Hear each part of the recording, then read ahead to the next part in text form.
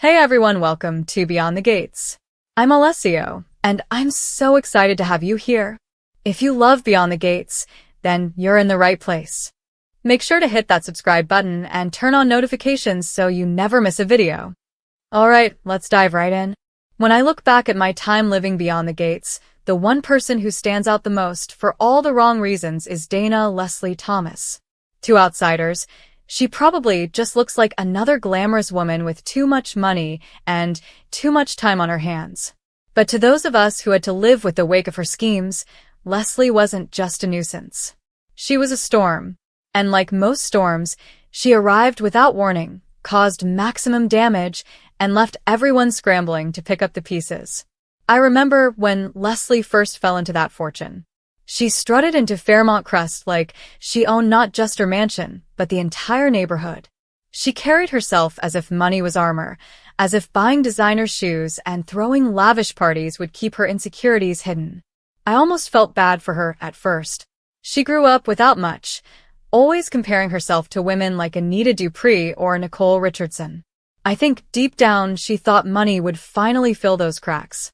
But what Leslie didn't understand, or maybe refused to accept, is that money doesn't heal old wounds. It only amplifies them. The first time I realized how dangerous her jealousy could be was the night she went to Ted's hotel room. Eva had mentioned that Ted was drunk, and of course Leslie saw her opportunity. I can still hear her giggle when she bragged about it later, calling him Teddy Bear like they were back in some twisted high school fantasy. But what she didn't say out loud, what everyone else whispered, was that Ted wasn't sober enough to give consent. He woke up horrified, tossing her aside like a mistake he couldn't take back. That rejection? It lit a fire in Leslie. Not the good kind. The kind that spreads until it burns down everything around it. When Nicole found Ted's tie in Leslie's possession, I knew immediately what had happened. Leslie had paraded it in front of her like a trophy. She wanted Nicole to believe she and Ted were rekindling their romance, to plant seeds of doubt and insecurity. And she did it right at the worst possible moment, just when Nicole was finally considering giving Ted another chance. That's the cruelty of Leslie. She never attacks you when you're ready. She waits until your guard is down. It reminded me of something my own mother once told me when I was a teenager, after a girl in school spread rumors about me and a boy I'd barely spoken to. Some people don't need happiness of their own. They survive by feeding on other people's misery. That was Leslie through and through. But Leslie wasn't content to stop there. The gossip, the tie, the whispers, it was all foreplay to something much darker. She started fantasizing about Ted in ways that scared even me, someone who wasn't directly involved. I'd hear Eva venting about it, how her mother couldn't let go, how she'd do anything to get him back in bed.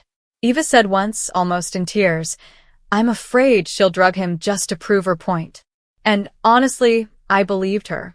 Leslie had no boundaries.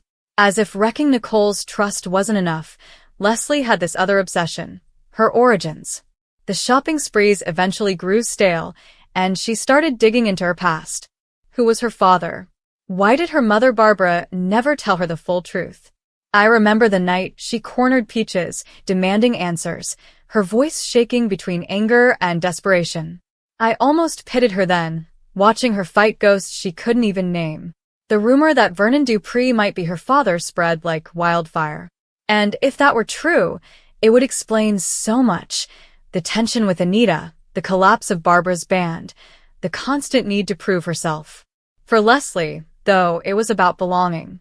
She never truly felt like she belonged anywhere, not with Ted, not with Nicole's polished circle, not even with her own family. She thought finding her father's identity would anchor her.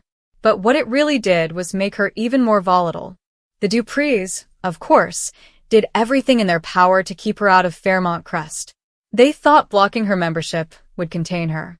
But Leslie? She bribed her way in, building a new athletic wing just to secure her seat at the table. I'll never forget the smug look on her face when she told Nicole, "See you at the club." It wasn't about tennis courts or cocktails. It was about forcing herself into spaces where she knew she wasn't wanted. And she didn't stop there. She started signing up for every charity board Anita was on, inserting herself into luncheons, galas, even book clubs she didn't care about. Leslie didn't crave friendship, she craved irritation. If she could make Anita squirm, it was worth every dollar she spent. I'd watch Anita roll her eyes across a crowded ballroom, or Nicole tighten her jaw whenever Leslie breezed in, perfume cloud announcing her arrival. That was Leslie's power, not status, not elegance, but pure disruption. And yet, beneath all that glitter and chaos, she was hollow. You could see it in the quiet moments, when she thought no one was watching.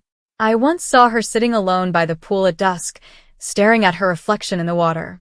For a split second, she looked small, like the girl she once was, the one who thought money would fix everything. Then she caught me looking, and in an instant, the mask snapped back on. But the part that scared me the most was her obsession with Ted. It wasn't love. It wasn't even lust. It was possession. She wanted him the way a child wants a toy another child is playing with. She couldn't stand the idea of Nicole having something she couldn't, and she was willing to cross every line to get it. Rumors swirled about her planning to spike his drinks again, about photos she might have staged, about messages she sent pretending to be him. I don't know how much was true and how much was gossip, but with Leslie, the line between the two barely existed. Then there was Hayley Lawson. I'll admit, I didn't see that alliance coming. Hayley had her own history of clashing with the Duprees, her own outsider status. The day Danny Dupree slapped her at the club still circulates in gossip circles. So when Leslie and Hayley were spotted together at Orphe Jean's, heads turned. People laughed it off at first, thinking it was just two misfits colliding. But I had a sinking feeling it was something more. The idea of Leslie and Hayley teaming up sent shivers through me. Two women with grudges, money, and nothing to lose? That's not just drama. That's danger. And yet, as much as I complain about Leslie, I have to admit something. She made life beyond the gates unforgettable. People loved to hate her, but without her, maybe things would have been dull. Safe. Predictable. Would I trade the chaos for peace? Some days, yes.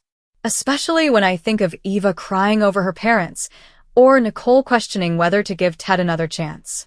But on other days, I wonder if we all secretly needed Leslie. Needed someone to shake the glass, to remind us how fragile our lives really are. Because here's the truth I've come to accept. Money can't buy happiness.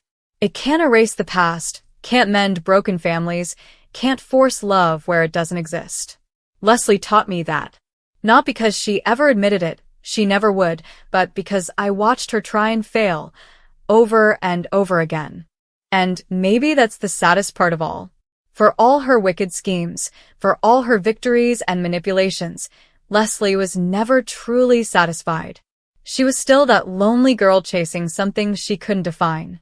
And until she figures that out, no amount of money, no number of schemes, will ever save her.